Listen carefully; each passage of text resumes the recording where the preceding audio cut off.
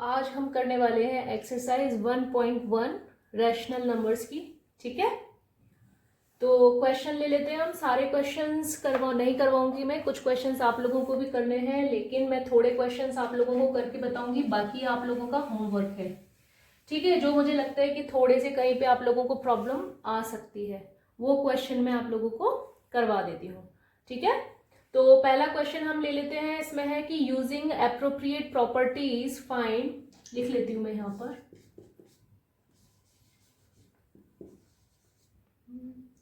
देखिए, ये हमारा क्वेश्चन है क्या कि यूजिंग एप्रोप्रिएट प्रॉपर्टीज फाइंड, ये आपको आपके रैशनल नंबर्स दे रखे हैं, हमें प्रॉपर्टीज के थ्रू इस क्वेश्चंस को जो है वो सॉल्व करना है।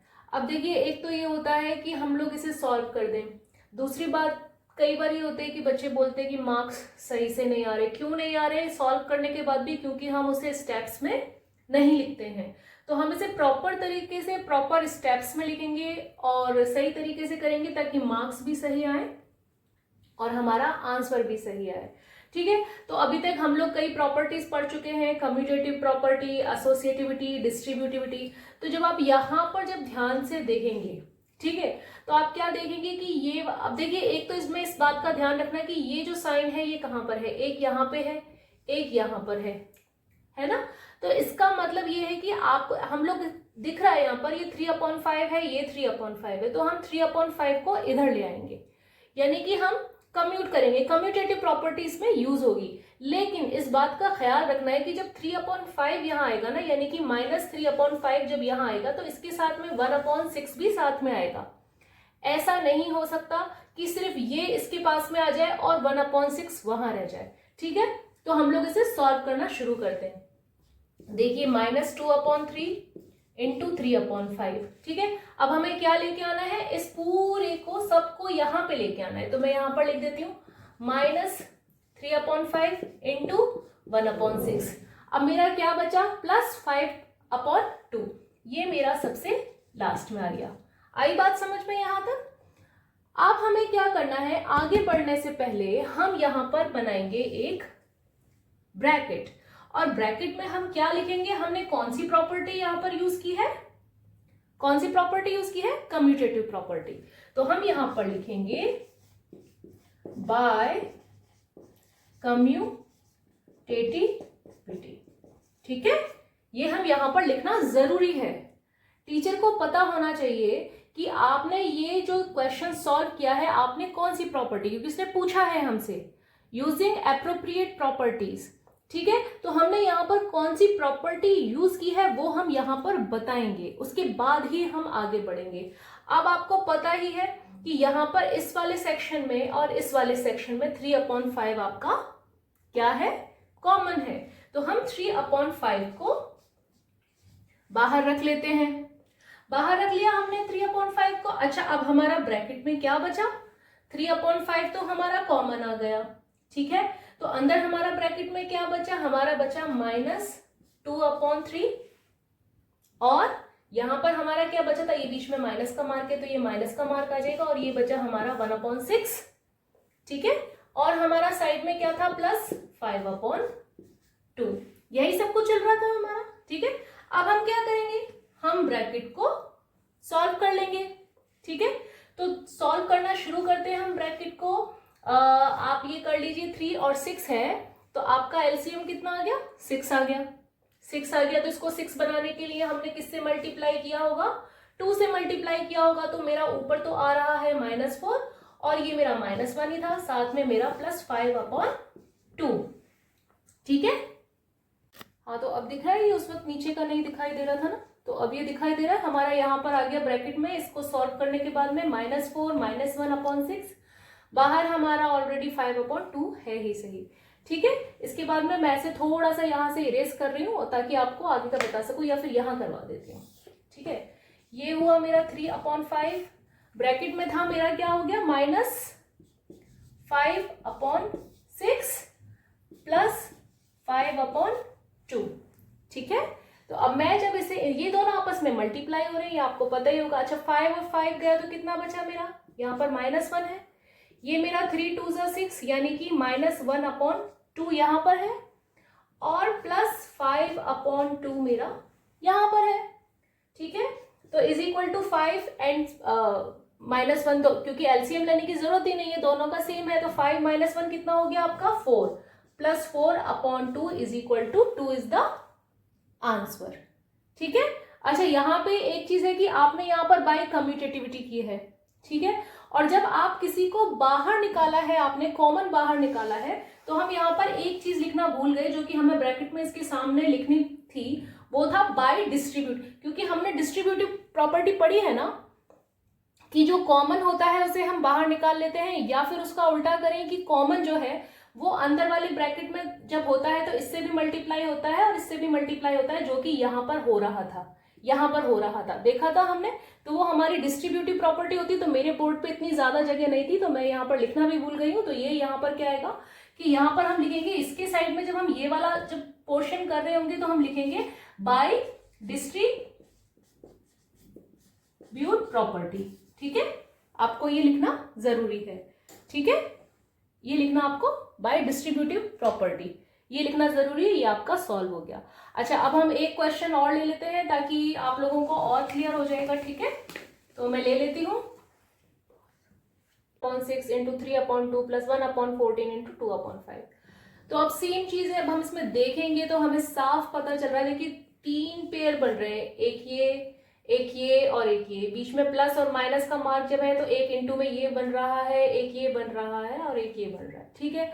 तो हम वही कम्यूटेटिव प्रॉपर्टी यूज करेंगे, है ना। इजीली पता चल रहा है ना हमें कि हमें जो ये वाला सेक्शन है 2/5 वाला, वो इस 2/5 वाले सेक्शन के पास में हमें लाना पड़ेगा, तो हम उसे इसके पास में लेके आएंगे और ब्रैकेट में हम क्या लिखेंगे, बाय कम्यूटेटिविटी, ठीक है। तो चलो हम इसको करना शुरू करते हैं। ये है हमारा, इसको मैं एज इट इज उतार लेती हूँ, 2/5 इंटू -3/7, और ये मैं यहां ले आती हूं प्लस 1/14 इंटू 2/5, ठीक। लास्ट में मेरा बचा ये वाला पार्ट, इसे मैं सबसे लास्ट में लिख देती हूँ 1/6 इंटू 3/2, क्योंकि इसमें कुछ हो भी नहीं रहा है तो हम इसे नेक्स्ट उसमें एक साथ मल्टीप्लाई करके हम इसे लिख सकते हैं। अच्छा, अब मेरा यहाँ पर यहाँ पे मुझे क्या लिखना था, अब हम भूलेंगे नहीं, मैं लास्ट टाइम भूल गई थी, बाय कम्यूटेटिविटी, ठीक है, ठीक है।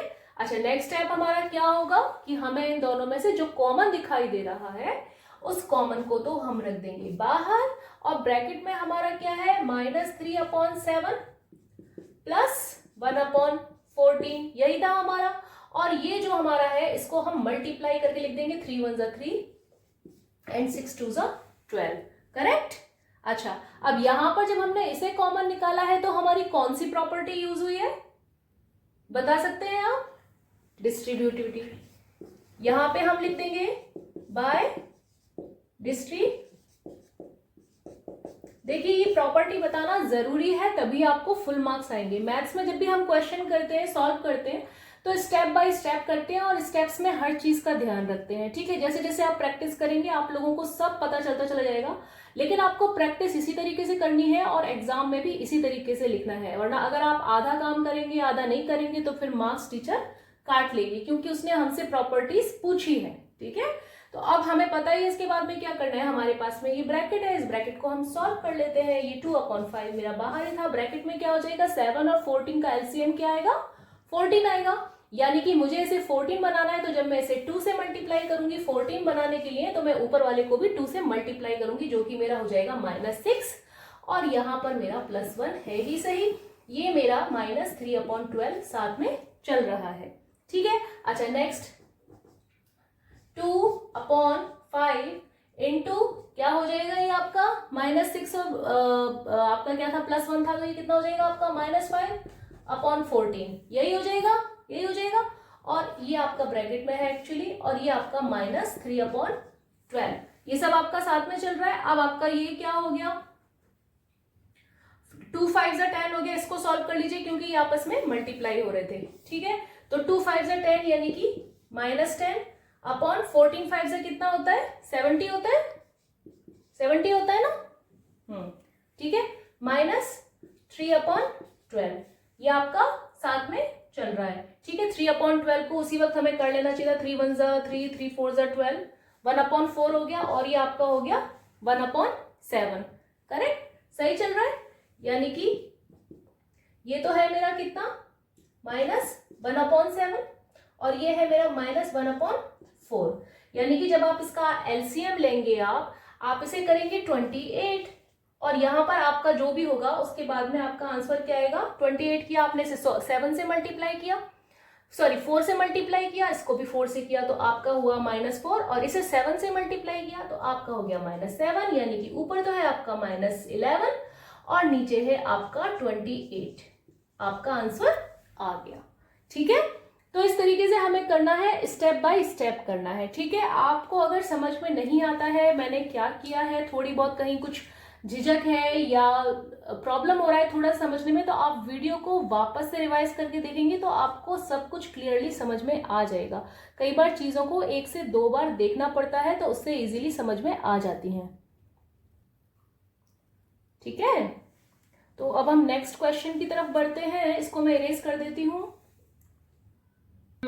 तो अब हमें क्या करना है, नेक्स्ट क्वेश्चन है हमारा आपकी एनसीईआरटी बुक में से ही मैं बता रही हूँ, सीबीएसई एनसीईआरटी में से, कि right the additive inverse of each of the following. तो पहला वाला मैंने लिया है 2/8, आपको पता है इसका एडिटिव इनवर्स क्या होगा। अच्छा, एडिटिव इनवर्स क्या होता है कि जब वो 0 बनाए, तो 2/8 है तो इसका क्या हो जाएगा एडिटिव इनवर्स, -2/8 हो जाएगा, ठीक है, क्योंकि ये दोनों आपस में क्रॉस हो रहे हैं और 0 हो रहा है। अच्छा, नेक्स्ट उसने लिया है, मैं बता देती हूँ आपको, -5/9, तो इसका एडिटिव इनवर्स देखिए, इसमें आगे क्वेश्चन है कि right the additive inverse of each of the following, जो कि हम अभी आपको 2 बता के चुके हैं, तो मैं आपको एक और बताती हूँ। अच्छा, आप मुझे ये बता सकते हैं कि ये सॉरी -6 -5 इसका एडिटिव इनवर्स क्या होगा। अच्छा, बहुत सारे लोग लिख देंगे कि इसका एडिटिव इनवर्स 6/5 होगा, लेकिन ऐसा नहीं है। इसका एडिटिव इनवर्स क्या होगा एक्चुअली, कि ये जो आपका माइनस और माइनस है ये तो यहाँ पर क्रॉस हो गया, 6/5 है, तो इसका एडिटिव इनवर्स एक्चुअली क्या होगा, -6/5 होगा, ठीक है। तो आप लोग ना प्लीज ये मिस्टेक बिल्कुल नहीं करना, ठीक है। देखिए हमारा नेक्स्ट क्वेश्चन क्या है कि verify that minus in the bracket -x is equal to x for, यहाँ पर 2 क्वेश्चन है, x की वैल्यू दे रखी है, पहले मैं x की वैल्यू उसने दे रखी है 11/15, ठीक है। पहले हम लोग ये वैल्यू के साथ में इसे सॉल्व करके देख लेते हैं, ठीक है। तो x की वैल्यू चूंकि इसने 11/15 दे रखी है, तो हमें क्या करना है, सिर्फ यहाँ पर क्या लगाना है, x की जगह पे जो उसकी वैल्यू जो दे रखी है हमें वो उसकी जगह पर सेट करनी है, दैट, ठीक है। ये माइनस x की वैल्यू क्या थी 11/15 इज इक्वल टू x की वैल्यू क्या थी 11/15, यही चल रहा है। अब हमारा ये पता है हमें माइनस माइनस क्या हो जाता है, प्लस हो जाता है, तो ये क्या हो गया इधर की side, 11/15 is equal to 11/15, verified हो गया, खत्म बात, आंसर आ गया आपका, ठीक है। अच्छा, इसी का एक नेक्स्ट क्वेश्चन ले लेते हैं हम, इसी में ही दे रखा है कि verify that minus x is equal to x for, next question है हमारा -13/7, x इज इक्वल टू -13/17, ठीक है, -13/17, यानी x की वैल्यू -13/17 दे रखी है, ठीक है। तो यहां पर कंफ्यूज नहीं होना, अगर x की वैल्यू -13/17 दे रखी है तो हम x की वैल्यू सेम रखेंगे जो उसने हमें बताई है, बाकी के कोई साइंस अभी हम चेंज नहीं करेंगे। ये माइनस था, यहां पर माइनस था, और x की वैल्यू उसने हमें क्या दी थी, -13/17, ठीक है, इज इक्वल टू x की वैल्यू क्या दी थी, -13/17, यही था। अच्छा, अब हम इसे सॉल्व करना शुरू करेंगे, ये माइनस और माइनस आपका क्या हो गया, +13/17 इज इक्वल टू -13/17। अच्छा, फिर जब हम इस ब्रैकेट को ओपन क्या करेंगे तो क्या हो जाएगा, -13/17, और यहाँ पे भी हमारा क्या है, -13/17, वेरीफाइड, खत्म बात, आपका ये सॉल्व हो गया, ठीक है। अब हम आगे बढ़ते हैं, हमारा नेक्स्ट क्वेश्चन है मल्टीप्लिकेटिव इनवर्स। मल्टीप्लिकेटिव इनवर्स आप लोगों ने पढ़ा ही है बहुत अच्छे से, लेकिन फिर भी मैं आपको बता देती हूँ, क्वेश्चंस आपको पता ही है। मान लीजिए find the multiplicative inverse of 1/5। बता सकते हैं आप इसका मल्टीप्लिकेटिव इनवर्स क्या होगा? बता। हाँ, तो क्या होगा 1/5 का मल्टीप्लिकेटिव इनवर्स? 5। 5/1 हम लिखते हैं, लेकिन 5/1 हम लिखते नहीं, हम सीधे 5 लिखते हैं, क्योंकि 5/1 भी 5 ही होता है। ठीक है। अच्छा, इसमें नेक्स्ट कौन सा है? और -13। तो -13 का मल्टीप्लिकेटिव इनवर्स क्या होगा कि भाई -13 है तो 1/13 हो जाएगा, लेकिन माइनस जो है वो हमेशा, क्योंकि यहाँ पर ये ऊपर का था तो माइनस हमेशा ऊपर ही रहेगा। ठीक है। इसके कुछ और क्वेश्चंस भी मैं ले लेती हूँ। नेक्स्ट क्वेश्चन है इसमें कौन सा है? -13/9। -13/19, तो इसका मल्टीप्लिकेटिव इनवर्स क्या होगा? -19/13। देखा, माइनस का जो साइन है वो वही रहेगा, वो नीचे नहीं जाएगा कि 13 के साथ में उठ करके नीचे चला गया, ऐसा नहीं होगा। ठीक है। अच्छा, इसमें नेक्स्ट क्वेश्चन है, एक मैं ले लेती हूं। -1 इंटू -2/5। अच्छा, इसका बताएं इसका मल्टीप्लिकेटिव इनवर्स। हाँ, तो ये हमारा -1 इंटू -2/5, तो पहले से सॉल्व कर लीजिए। 1 से अगर किसी भी डिजिट को मल्टीप्लाई करते हैं तो हमारी सेम डिजिट आती है, लेकिन माइनस माइनस का है तो ये आपका 2/5 हो जाएगा। 2/5 का अब आप इजीली बता सकते हैं कि मल्टीप्लिकेटिव इनवर्स क्या होगा? 5/2 हो जाएगा। अच्छा, नेक्स्ट क्वेश्चन और ले लेते हैं। एक है आपका -1 का मल्टीप्लिकेटिव इनवर्स क्या होगा? -1 का मल्टीप्लिकेटिव इनवर्स बताइए जल्दी से। -1 का मल्टीप्लिकेटिव इनवर्स क्या होगा? -1 होगा। क्यों होगा? कि हमें पता ही है कि मल्टीप्लिकेटिव इनवर्स क्या होता है एक्चुअली, कि जब हम इस डिजिट को इस डिजिट से मल्टीप्लाई करें तो हमारा आंसर क्या आना चाहिए?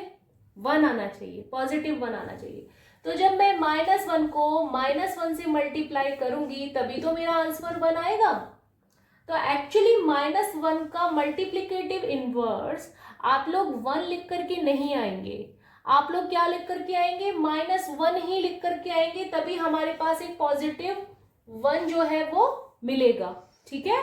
तो ये मिस्टेक प्लीज आप लोग नहीं कीजिएगा।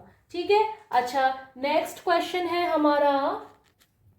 देखिए, हमारा क्वेश्चन क्या है यहाँ पर कि multiply 6/13 by the reciprocal of -7/16। तो पहले तो हम ये पता लगाएंगे कि -7/16 का रेसिप्रोकल क्या है। ठीक है। तो रेसिप्रोकल यहां लिख दीजिएगा आप।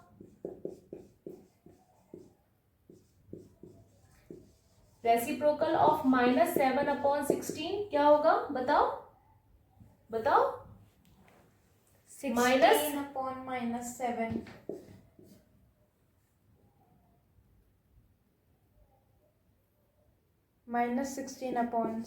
-16/7। ठीक है। क्या होगा? रेसिप्रोकल ऑफ -7/16 क्या होगा हमारा? -7/16 का रेसिप्रोकल -16/7 हमारा यहां पर हो गया। ठीक है।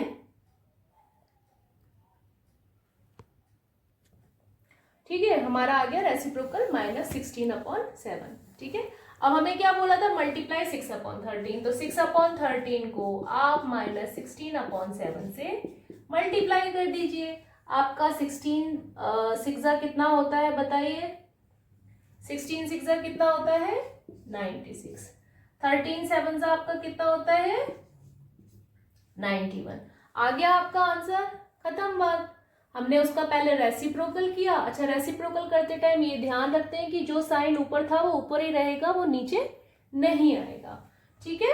अच्छा, हम नेक्स्ट क्वेश्चन ले लेते हैं एक और।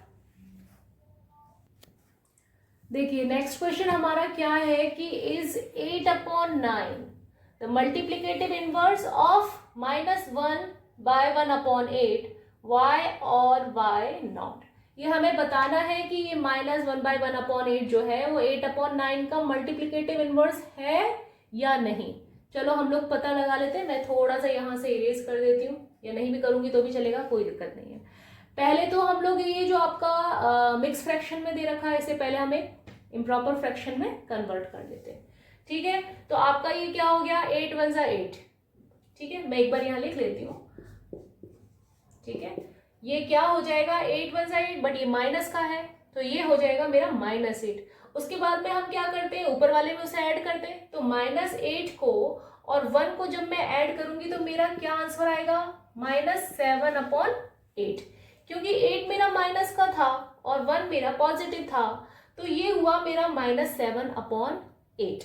अच्छा, 8/9 अब कैसे इसका मल्टीप्लिकेटिव इनवर्स हो सकता है, नहीं हो सकता ना, क्योंकि यहां तो आ ही -7 रहा है ना, तो सेम डिजिट तो आ ही नहीं रही, तो वही हमें पता चल रहा है कि ये जो है 8/9 है वो इस नंबर का मल्टीप्लिकेटिव इनवर्स नहीं है। ठीक है, तो पहले जब इस तरीके से मिक्स फ्रैक्शन में दे रखा होता है तो सॉल्व करते टाइम आपने ये बात ध्यान रखनी है कि अगर यहाँ पर कोई डिजिट माइनस में है तो ये जब 8 वन ज़ा 8 -8 हुआ और उसे हम नेक्स्ट में ऐड करते हैं तो उसे हम पहले के जैसे नहीं कर सकते जैसे कि पॉजिटिव डिजिट्स को हम करते हैं। माइनस और प्लस हमेशा माइनस होता है, साइन उसके आगे वही आता है जो बड़ी वाली डिजिट होती है उसके आगे जो साइन होता है, जैसे कि हमारे यहाँ पर माइनस का 8 था, प्लस का 1 था, तो -7 आंसर आया, इसलिए ये इसका मल्टीप्लिकेटिव इनवर्स नहीं है। ठीक है, अच्छा हम नेक्स्ट क्वेश्चन ले लेते हैं एक और। ठीक है, तो हमारा नेक्स्ट क्वेश्चन क्या है, is 0.3 the multiplicative inverse of 3/1/3, why और वाई नॉट। मेरी राइटिंग है बहुत ज़्यादा खतरनाक गंदी, तो प्लीज़ जितना समझ में आ जाए, मैथ्स तो पूरा समझ में आ रहा होगा बट इस तरीके के वर्ड्स में ना थोड़ी सी प्रॉब्लम होती है क्योंकि मेरी राइटिंग बहुत ज़्यादा अच्छी नहीं है। तो अब हम इसको सॉल्व करना शुरू करते हैं कि हमें क्या बोल रहा है वो 0.3 इज मल्टीप्लिकेटिव इनवर्स ऑफ 3/1/3। तो ठीक है, सॉल्व करके देख लेते हैं। 3/1/3 हमारा कितना होता है, 3 3 9, 9 + 10, 10/3, यही होता है हमारा। तो और 0.3 का मतलब क्या होता है हमारा, 0.3 का मतलब होता है हमारा 3/10, करेक्ट। यानी कि यस 0.3 हम लिख देंगे यहाँ पर that 0.3 is the multiplicative inverse of 3/1/3। Yes, it is multiplicative. हाँ, तो यहाँ पे हमारा एक्सरसाइज 1.1 कंप्लीट हो चुका है। अभी इसके बाद जो मैं नेक्स्ट वीडियो अपलोड करूंगी वो 1.2 से रिलेटेड होगा। इसमें सिर्फ 2 एक्सरसाइज हैं इस चैप्टर में, तो आप उसको देखिएगा। उसके बाद में हर एक चैप्टर के बाद में मैं उसके एक्स्ट्रा क्वेश्चंस भी मैं इसमें सॉल्व करवाऊंगी। ठीक है, तो अगर आप लोगों को मेरी जो पढ़ाई है वो समझ में आ रही है तो प्लीज़ वीडियो को लाइक भी कर देना और सब्सक्राइब भी कर लेना। और अगर कोई भी प्रॉब्लम हो तो आप लोग पूछ सकते हैं मुझसे कमेंट बॉक्स में। ठीक है, तो नेक्स्ट वीडियो तक टाटा बाय बाय।